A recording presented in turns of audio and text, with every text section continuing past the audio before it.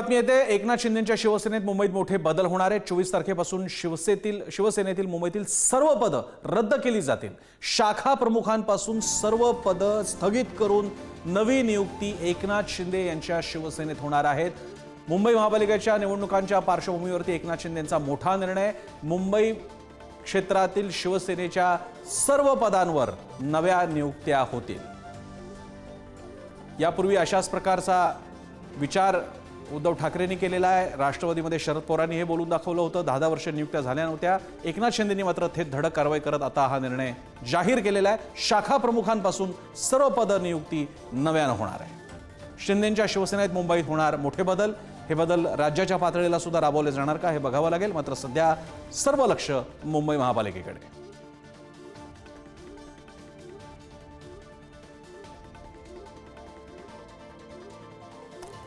एकनाथ शिंदे यांचा हा महत्त्वाचा निर्णय मानला जातोय।